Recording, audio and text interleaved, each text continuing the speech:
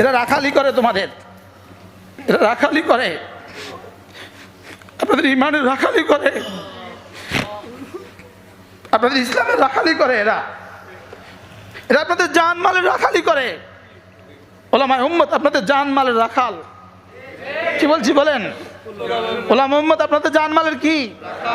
আমরা আপনাদের পাহারাদার। আমরা আপনাদের কি? পাহারাদার। শকুন থাপা মারতেছে, নিয়ে যেতেছে শয়তান আমাদের বাচ্চাগুলোকে। দাজ্জাল এসে গেছে, আর বেশি দেরি নাই। নিজেকে বাঁচেন, নিজেকে জাহান্নাম থেকে বাঁচান। ইন্নানি আনাল্লাহ,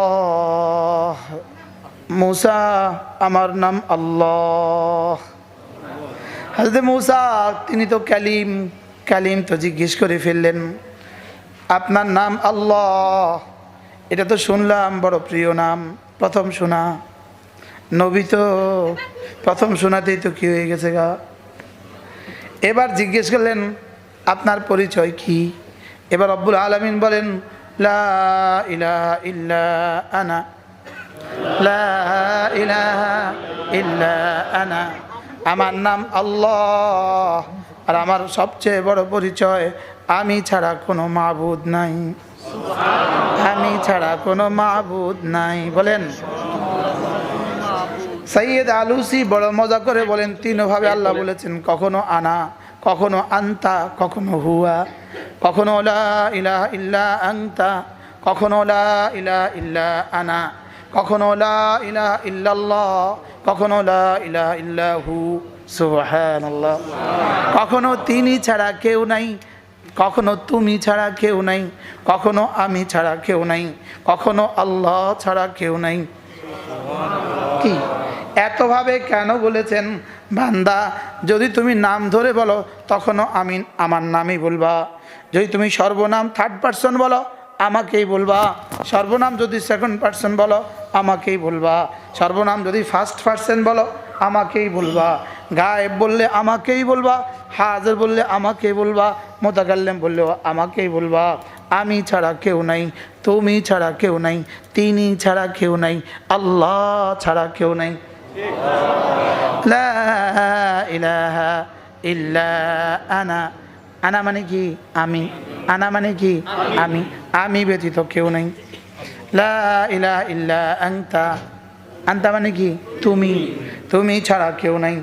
যেন আল্লাহ তাআলা বলেন তুমি যদি কাউকে নাম ধরে বলো রাশেদ, তুমি ছাড়া কেউ নাই, রাশেদ ছাড়া কেউ নাই, এটা রাশেদ বলবা না, আমাকেই বলবা। কি যদি তুমি তা কাউকে বলো তুমি ছাড়া আমার তো আর কেউ নাই, তখন তুমি তোমাকে না বলে আমাকেই তুমি বলবা, তুমি ছাড়া কেউ নাই। সুবহানাল্লাহ বলবেন না? এবার যদি বলি তিনি ছাড়া আমার আর কেউ নাই, তিনি জমিনে কাউকে তিনি বলবা না, আসমানওয়ালাকেই বলবা তিনি ছাড়া আমার কেউ নাই।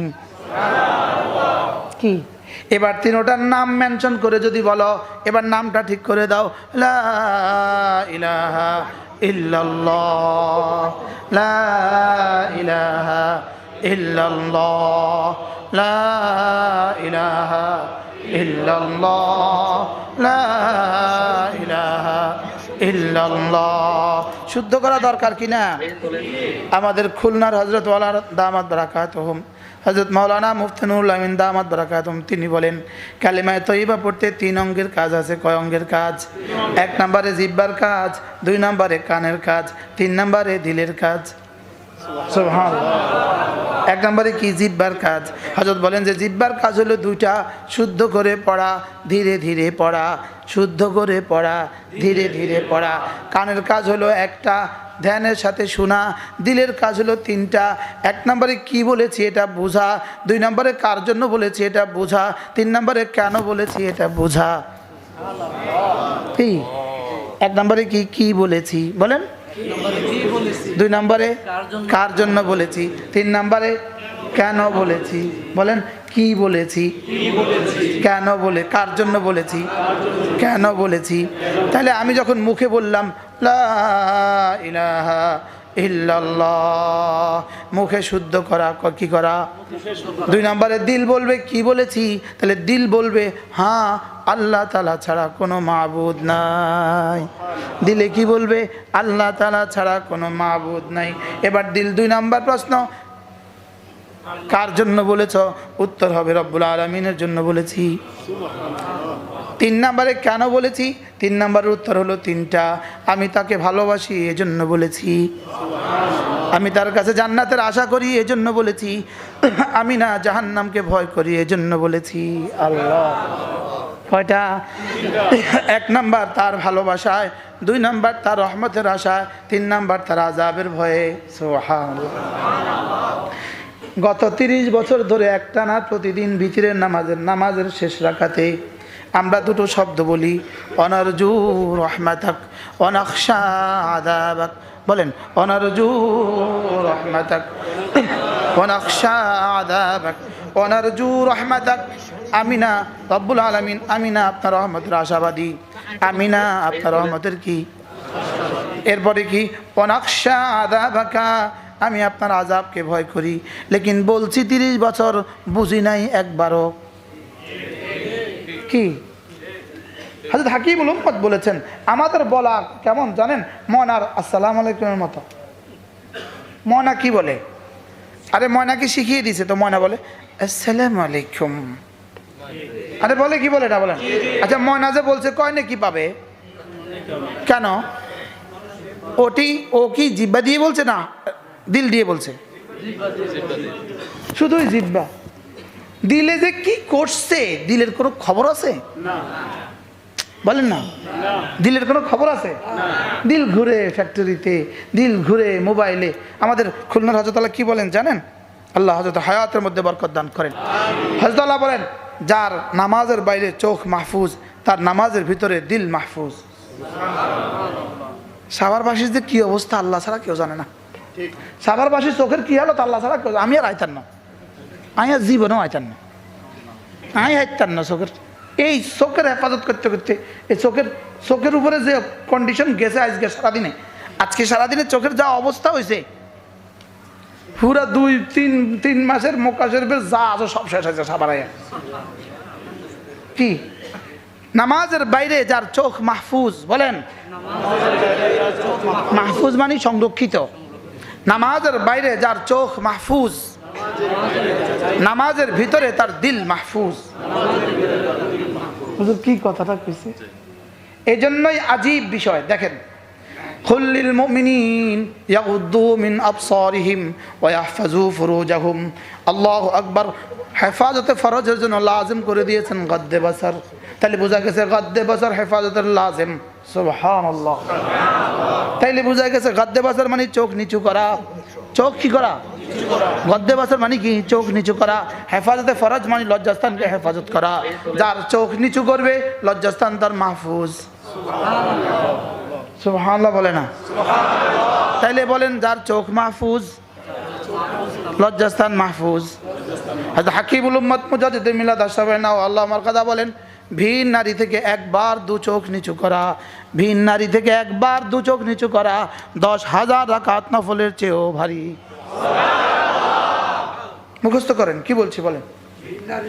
ভিন নারী থেকে একবার কি করা? চোখ নিচু করা কত হাজার রাকাত নফলের চেয়েও দামি। কি? সেই জমানা যদি 10,000 হয়, এখন হবে 10 লাখ। কি? সে জমানায় কঠিন ছিল না, এখন কঠিন। এই জমানায় মুসলিম যেভাবে চলে, সে জমানায় কোনো হিন্দু এভাবে চলতো না। বাস্তব না বাস্তব? তাইলে আমরা ছোটবেলায় দেখি নাই আমাদের মারা কেমনে বাপের বাড়ি যেত? কি? বোরকা, এরপর রিক্সা, রিক্সা চতুর্পাশে কাপড় পেঁচানো। আমার মা তো অ্যাভেলেবেল গেছে, আমার নানু, আমার মা অ্যাভেলেবেল গেছে। আমরা আগে রিক্সা ডাকতাম, এরপরে রিক্সাতে কি করতাম? একটা শাড়ি দিয়ে পুরো পেঁচাইতাম, এরপরে মা আস্তে করে এসে উঠে যেত। কি? এটা যদি আমাদের ছোটবেলায় হয়, এবার হাকিমুল উম্মতের জামানায় কেমন ছিল? তো সেই জামানার কথা যদি ভিন নারী থেকে একবার 2 চোখ নিচু করা 10,000 রাকাত নফলের চেয়ে বেশি দামি হয়, এই জামানা হবে 10 লাখ নফলের চেয়ে বেশি দামি। কোনো মেয়ে জিন্সের প্যান্ট পরে রাস্তায় বের হইতো, পৃথিবীর কোনো ইহুদিও তো আজ থেকে 20 বছর আগে কল্পনা করে নাই। বাস্তব না বাস্তব বলেন? পৃথিবীর কোনো ইহুদিও কল্পনা করে নাই একটা মেয়ে জিন্সের প্যান্ট পরে রাস্তায় বের হবে। রাসূল বলেন, লানাল্লাহুল মুতাশাব্বিহিনা মিনার রিজালি বিন নিসা ওয়াল মুতাশাব্বিহাত মিনান নিসাই বির রিজাল। আল্লাহর নবী বলেন, আল্লাহ লানত ওই নারীদের উপরে যারা পুরুষের আকৃতি ধারণ করে, আর আল্লাহ লানত ওই পুরুষের উপরে যারা না নারীদের আকৃতি ধারণ করে। ওমা আরসালনাকা ইল্লা রাহমাতাল লিল আলামিন, রহমতে দো জাহাঁ সাল্লাল্লাহু আলাইহি ওয়াসাল্লাম, যাকে রহমত করে পাঠানো হয়েছে। রাসূল বলেন, আমাকে লান বানিয়ে পাঠানো হয় নাই, আমাকে লানত দেনেওয়ালা বানিয়ে পাঠানো হয় নাই। আর তিনি বলেন, লান আল্লাহু, আল্লাহ লানত ওই মহিলার উপরে যে পুরুষের আকৃতি ধারণ করে। নাউজুবিল্লাহ বলে না? কি বলছে বলেন? আল্লাহ লানত ওই মহিলার উপরে যে পুরুষের আকৃতি ধারণ করে, আর আল্লাহ লানত ওই পুরুষের উপরে যে নারীদের আকৃতি ধারণ করে। নাউজুবিল্লাহ বলেন না? আল্লাহ লানত ওই নারীর উপরে যে পুরুষের আকৃতি ধারণ করে, আর আল্লাহ লানত ওই পুরুষের উপরে। মুহাম্মদুর রাসূলুল্লাহ লানত দিলেন, আর তোমার মেয়েটার সুন্দর বিয়ে হবে কল্পনাও করা যায় না। আল্লাহ নবী লানত দিলেন, আর তোমার মেয়েটার সুখী এক জীবন হবে কল্পনাও করা যায় না। আমাদের হযরত মাওলানা তারেক জামিল, আল্লাহ তাকে সুস্থতার এক জীবন দান করেন। তিনি বড় সুন্দর করে বলেন, যারা ডিশের ব্যবসা করে, যারা ছবির ব্যবসা করে, আছে না নাই? যারা এখন তো ছবি হাইটে হাইটে বেছে, পকেটে ছবি রাখে, কাস্টমারকে দেখে, আমার কাছে আছে, নেবেন? আছে না নাই বলেন? যারা মোবাইলে গান লোডের ব্যবসা করে, যারা মোবাইলে ছবি লোড করার ব্যবসা করে, এরা কান খাড়া করে শুনে নেন। তোমার গান লোডে আর ছবি লোডে, তোমার ডিশে আর তোমার ছবিতে যে নর্তকী, যে নায়ক, যে নায়িকাগুলো, তোমার ডিশে আর তোমার নাচে আর তোমার গানে তুমি হাজারো পরিবারের ধ্বংস করেছ, হাজারো ছেলের জীবন ধ্বংস করেছ, হাজারো নারীর জীবন ধ্বংস করেছ, হাজারো ঘর তুমি বরবাদ করেছ। তোমার ঘর আবাদ হবে, কিয়ামত পর্যন্ত হবে না। কি বলছি বলেন? তোমার ঘর আবাদ হবে। এজন্য জিন্সের প্যান্ট পরে রাস্তায় মোটরসাইকেল চলে অথবা চালায়, 30 বছর 32 বছর হয়ে গেছে, কেউ জিগায় না। আর আমাদের মাদ্রাসাগুলোতে দিয়ে দেন, কুদুরি পড়তে দেরি, লাইন লাগে বিয়ের। আলহামদুলিল্লাহ বলেন না? আলহামদুলিল্লাহ। মনে করেছে আমার হুজুর হযরত মাওলানা জমিরুদ্দিন সাহেব রহমতুল্লাহ আলাইহি খুব বলতেন, দেখবা 16-17 বছর যখন হয় তখন দেখবা রাস্তায় হাঁটে আর মনে মনে ভাবে, জানো আমার জন্য ডিসি আসবে, পরে দেখে রিক্সাওয়ালা লাইন লাগা। আরে বাস্তব না বাস্তব বলেন? এক্সকিউজ মি, সরি, আফওয়ান, মাফ করবেন আমাকে, এরা আমাদের এই বোন, এদের জন্য রোনেওয়ালা কেউ নাই, এদের জন্য রোনেওয়ালা কেউ নাই। বলে তো দিলাম, দেখি ওকে বুঝালাম কবে আমি? ওদের জন্য কাঁদলাম কবে আমি? ওদের হাতে ধরলাম কবে? রাসূল তো রাসূলের বেটি হযরত ফাতেমার দুয়ারে গেছেন, ফাতেমার দুয়ারে, ফাতেমার দরজা গিয়ে খটখট করে, ইয়া ফাতেমা বিনতুর রাসূল। রাসূল ফাতেমা জানে না ফাতেমা যে রাসূলের বেটি? জানে কি না? আমি কি আমার ছেলেকে বলতে হয়, এই মুশতাকুর নবীর ছেলে শোনো, এভাবে বলতে হয়? দেখেন রাসূল কি বলেন, ইয়া ফাতেমা বিনতুর রাসূল, ফাতেমা তুমি নবীর তনয়া, নবীর কন্যা, তুমি রাসূলের বেটি, আমি তোমার, তুমি আমার। রাসূল বলতেন, ফাতেমা মিন্নি ওয়া আনা মিন ফাতেমা, ফাতেমা আমার, আমি ফাতেমার। রাসূল বলতেন, লা তুদু ফাতেমা, ফাতেমাকে কষ্ট দিও না, যে ফাতেমাকে কষ্ট দেয় সেজন্য আমাকে কষ্ট দিল। এজন্য হযরত আলী, এজন্য হযরত আলী ফাতেমার জীবদ্দশা তার দ্বিতীয় বিয়ে করেন নাই, যেন ফাতেমা কষ্ট না পেলে রাসূল কষ্ট পায়। এজন্য রাসূল ফাতেমার দুয়ারে গেলেন, ফাতেমা আনকিদি নাফসাকে মিনান নার, ও ফাতেমা তুমি নিজেকে জাহান্নাম থেকে বাঁচাও। কি কি করছিল ফাতেমা? কোন দিন নাফরমানি করছিল ফাতেমা? কোন দিন ভিন পুরুষের সাথে কথা বলছিল ফাতেমা? কোন দিন ফাতেমা রাস্তায় বের হয়েছিল? কি বলেন? ফাতেমা খাতুন জান্নাত, ফাতেমা সৈয়দাতুন নিসা আহলিল জান্নাহ, ফাতেমা হযরত আলীর স্ত্রী, ফাতেমা হাসানের মা, ফাতেমা হুসাইনের মা, ফাতেমা রাদিয়াল্লাহু আনহুম আজমাইন, রাসূলের বেটি ফাতেমা। রাসূল বলেন, ফাতেমা আনকিদি নাফসাকি মিনান নার, ফাতেমা নিজেকে নিজে জাহান্নাম থেকে বাঁচাও। ইন্নী লা, দুই শব্দ, লা উগনি আনকে মিনাল্লাহি শাইয়া, ওয়া ফি riwayatin লা আমলিকু মিনাল্লাহি শাইয়া, আনকে মিনাল্লাহি শাইয়া। ফাতেমা নিজেকে নিজে জাহান্নাম থেকে বাঁচাও, আমি আল্লাহর আযাব থেকে তোমাকে বাঁচাবার কথা দিতে পারি না। ফাতেমা আমি পারবো না, তোমাকে জাহান্নাম থেকে বাঁচাবার কথা আমি দিতে পারি না, এটা আমি পারবো না। নিজেকে নিজে জাহান্নাম থেকে বাঁচাও, নিজে পড়ো নামাজ, নিজে নামাজ পড়ে নিজেকে জাহান্নাম থেকে বাঁচাও। কে কাকে বলেছেন? কাকে কি বলেছেন? নিজেকে জাহান্নাম থেকে বাঁচাও। রাওয়াহুল বুখারী, বুখারী শরীফের হাদিস।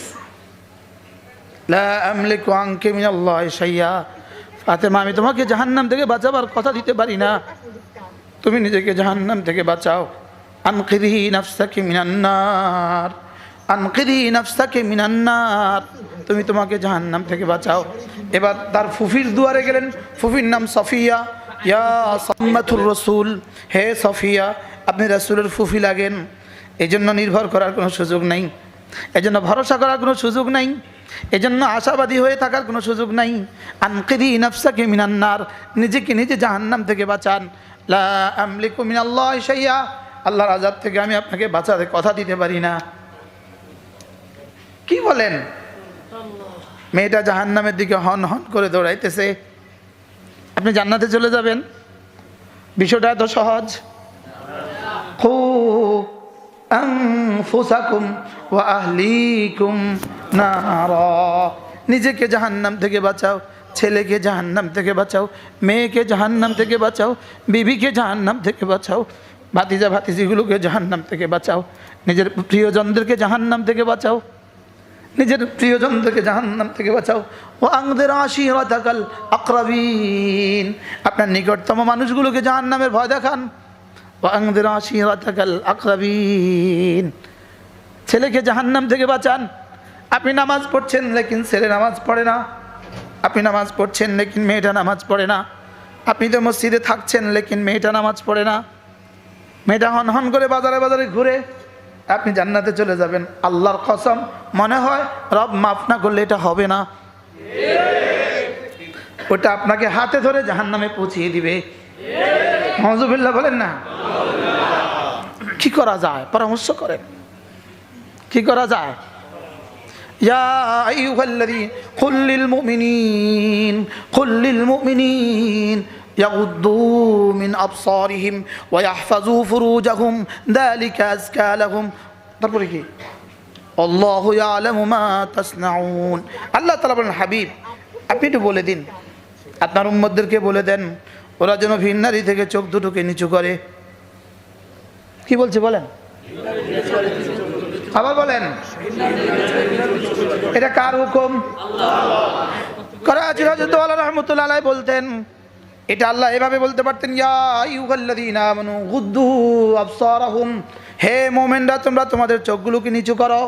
এটা এভাবে না বলে রব বলেন কুল্লিল মুমিনিন, হাবিব আপনি বলে দেন মুমিনদেরকে, মুমিন পুরুষগুলোকে বলে দেন, ইয়াগুদ্দু মিন আবসারিহিম, ওরা যেন তাদের চোখ নিচু করে, ওরা যেন তাদের চোখ কী করে?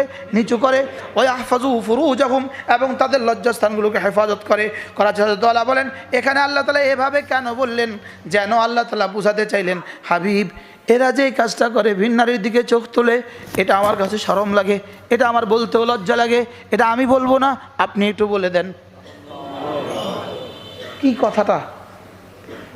এক ছেলে দুষ্টুমি করে, বিড়ি খায় মাসালান, আব্বা তাকে বলতে লজ্জা পায়, আব্বা নিজে নিজে না বলে ছেলের কোনো বন্ধুকে বাছাই করে, ভাতিজা আমার ছেলেটা তোর বন্ধু দুষ্টুমি করে, ওকে একটু বলে দিস। তো এই ছেলে যখন ওকে বলে, জানো আঙ্কেল বলেছে তুমি এটা করো, তোমাকে বলে দিতে, আব্বা জেনে ফেলছে, কি করে বলেন? হ্যাঁ আব্বা জেনে ফেলছে, দোস্ত আর করতাম না। কি আল্লাহ তাআলা বলেন, কুল্লিল মুমিনিন, রাসূল আপনি একটু বলে দেন, এরা ভিন নারীর দিকে চোখ তোলে, এটা আমার বলতেও ভাল লাগে না, এটা আমার দেখতে ভাল লাগে না, এটা আমার বলতে ভাল লাগে না। কুল্লিল মুমিনিন, আপনি একটু ওদেরকে বলে দিবেন, ইয়াগুদ্দু মিন আবসারিহিম, ওরা যেন ওদের চোখগুলোকে নিচু করে। সুবহানাল্লাহ,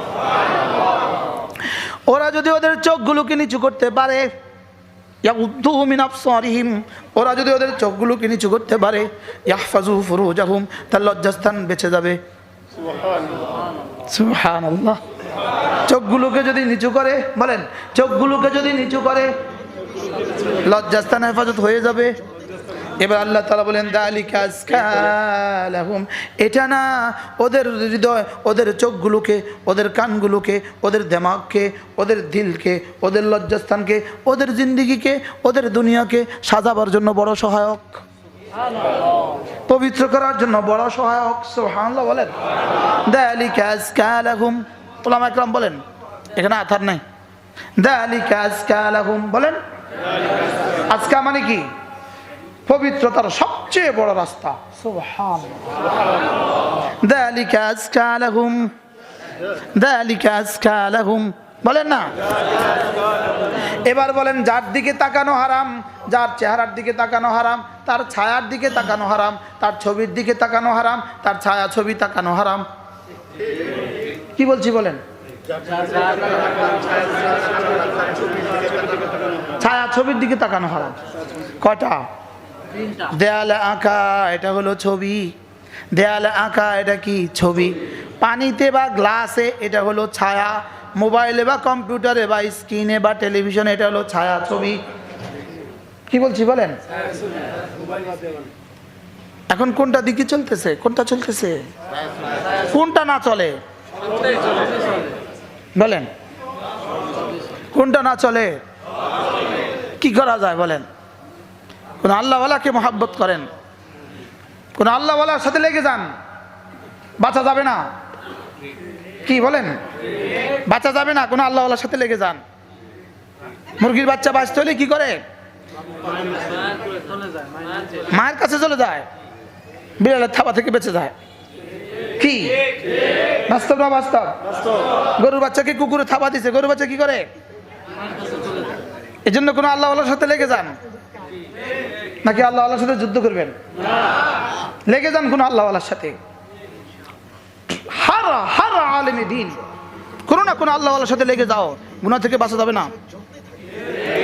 আরে মৌলবীদেরকে বলছি, বলেন আলেমদেরকে বলছি, বলেন কি বলছি?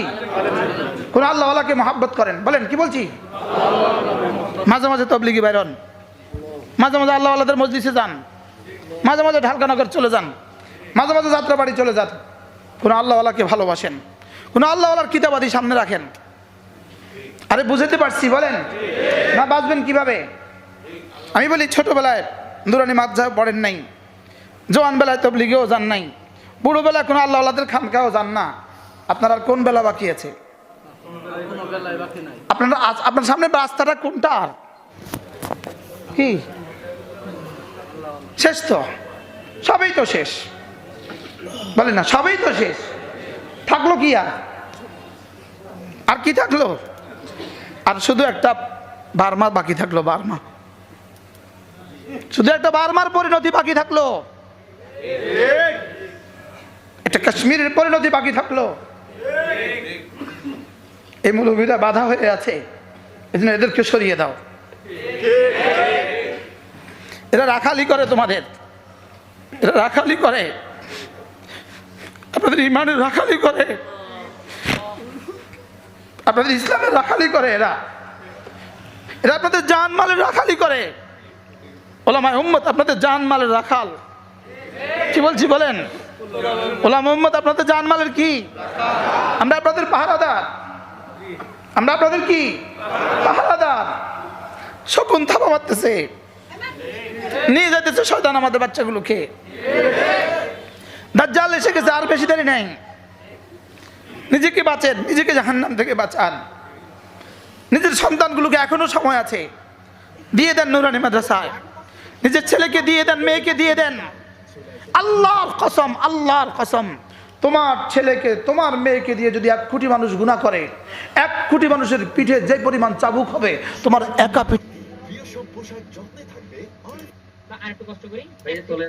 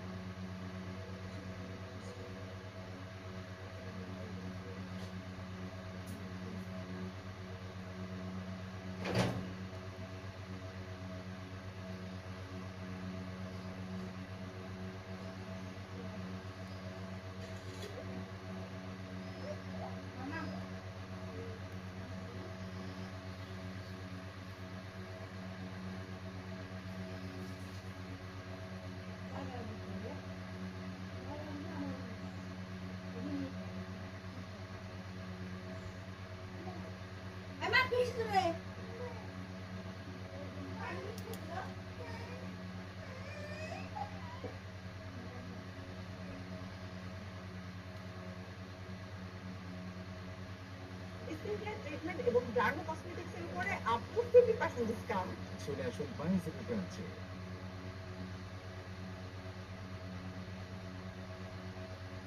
আরএফএল ওয়ার্ড্রপ, পাঞ্জাবি শাড়ি কিংবা কুর্তি, প্রিয় সব পোশাক যত্নে থাকবে।